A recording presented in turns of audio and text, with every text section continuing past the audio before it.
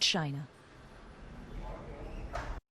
The problem of modern-day slavery is far worse than previously thought. That's according to a new international study.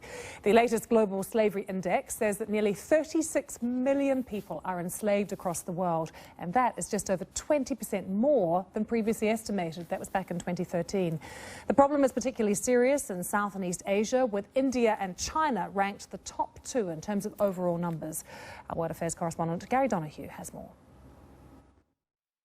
For 10 years, this cellar was home to a young deaf girl who was trafficked from Pakistan to Britain. She was repeatedly raped and used as a domestic slave, cut off from her family.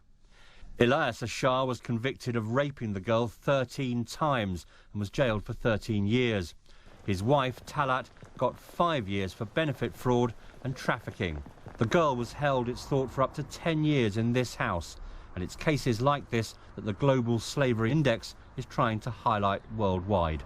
Slavery happens where you have vulnerable people, weak enforcement of the law, and demand for cheap labour. So people are tricked into the UK, for instance, and then find that they're working in factories or in agriculture or on cannabis farms and earning no pay. And they're told that they're illegal, and if they try to flee, they'll be subject to arrest or, violence. According to the Global Slavery Index, India has the most slaves in the world at more than 14 million. China comes second with more than 3 million, and Pakistan third with more than 2 million. Luxembourg has the fewest at less than 100. Modern slavery often focuses on women forced into prostitution, moved from country to country and unable to escape the control of their traffickers. Slavery is closer than you think. But governments like Britain have launched major advertising campaigns to raise awareness that slavery can also be found in domestic service and the agriculture sector. Other governments are really interested in what we're doing here in Britain. They're looking at the modern slavery bill, particularly with its transparency and supply chains measure, which will give the opportunity for consumers here in Britain to have the information they need about whether there is slavery in the supply chains of the products they buy here in the UK. Anti-slavery campaigners argue that the world's 36 million slaves are often ignored by governments and international organisations, and they want more action to end exploitation. Gary O'Donoghue, BBC News. One of the things that Gary raised there is about the amount of women who are being trafficked into the sex trade. And someone who knows a lot about sexual exploitation as a form of forced labour is our next guest, Marcela Loaiza. She was a victim of sex trafficking in Japan and is now a campaigner. So nice to have you with us on Impact. Thank you. Tell us a little bit about, firstly, what happened to you. So when I was 21 years old, I got offered for a job, international job for be a dancer. I was a poor girl from the little town, become a famous and professional dancer, but unfortunately less than a week I was a prostitute in Japan. How did they make you become a prostitute once you're in Japan? Why couldn't you just leave? Because when I try to leave, they say, if you leave, we know what is your mother, your daughter, your brother, your sister. If you try to escape, we kill you, we kill your family. They take my passport and they say, you're part of my life, you have to pay me the money back, the pay they spend with my tickets and traveling stuff, and they say, now you have to work for us. And I borrowed them for $500 in that time, but when I went to Japan, they say, you have to pay us back, and I say, of course, I pay your money, I'm a really hard worker. But they say, yes, you have to be a prostitute and you have to pay back $50,000. How did you get through every day?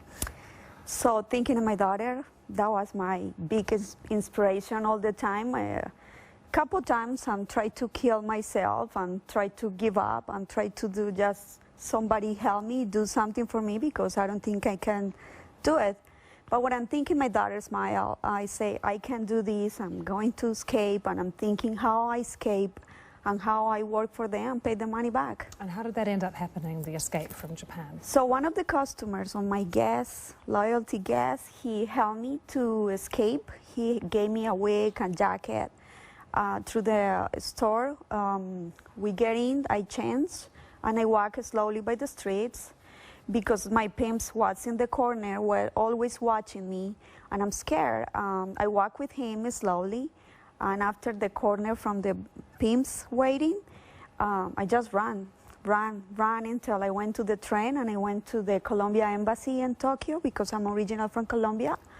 So, and they helped me to went back to my country. And Marcela, when you got home, it was obviously quite a journey for you to try and recover a sense of self and to recover a sense of dignity as well. Yes. How did you manage that? I was depressed, I was paranoid, I was confusing because I don't even feel a victim. In that time, I was feeling guilty.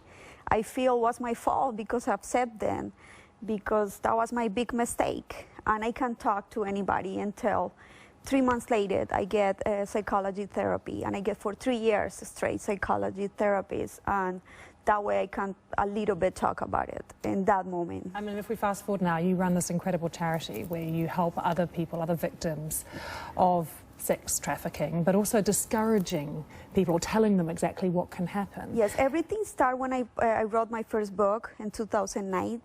After I published my first book, people start to calling me, but I was thinking they calling me because I'm an author, you know, and I'm famous, but no, they calling me, oh, how you escape, how you recover. I'm the same situation, please help me, and that's why I create my foundation now. What's your main message? What's the foundation want to do more than anything else? I think it's dual purpose. The first one is to prevent to the human trafficking, the young adults or kids. Everybody can be a victim, and I want to prevent that. This is a true story. It's a face, it's a name, and if it happened to me, happened to anywhere in the streets out there. That's my first reason, prevent, because I have kids, and I think in the future, and I don't want this happen to anybody. And I want to inspire the victims. If in Marcela, I don't give up. If I finally recover, if I create my own life again, if I start from the beginning, I get married, I have kids, happy life, and I can help the others, I inspire them. If I did it, they can do it. How do you encourage people, though, to find that thing inside themselves that will get them from being the victim to the survivor? Because that, for some people, must be so hard to reach. So, to be honest, it's a long process. It's not easy. It's difficult. But they need a support from their families. They need a support from the government. They need help. They need help. They need a psychologist. They need everything. But if they got all combined support, they're going to be okay. One of the projects you've been involved in is these mannequins. I know that have been at many airports and things that show women who have been victims of sex trafficking. But everyone who walks through the airport, we can see them here, obviously is confronted by it, including politicians, including people in authority. Are governments doing enough right now to stop slavery, trafficking? I don't think the government's doing enough. I think we all get involved more, because sometimes people think, oh, that's not going to happen to me, my kids are controlled, I get control with everything, but no, that is the problem. The people think it's only the other problem, so it's only the poor people, or it's only the poor countries. Unfortunately, it's not. Everybody can be a victim, everybody can get from these people, and I think everybody needs more compromise about this cause. And what about the legal systems in many countries? Because I know that you tried to pursue this through the legal system, and one of the big problems was you simply weren't believed. That must happen to other women too.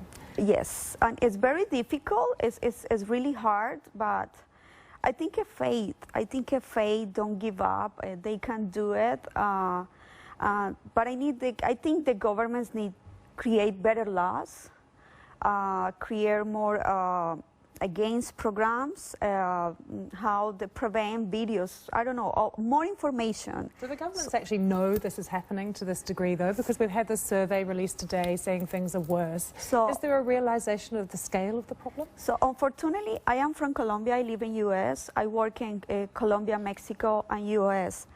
But when I go to Colombia, it's an issue, because when I'm trying to talk to the government, they say, oh, no, they're going because they want it. But it's not. They get involved because they get a trap in some way, and they can escape later. And it's difficult, but I think the government needs to believe this is a really big issue, and we don't want anybody get more hurt from this problem. Thank you for sharing your inspirational story with us. Thank you so much for inviting me. Thank you. Do stay with us here on BBC World News. A full sports bulletin is on the way.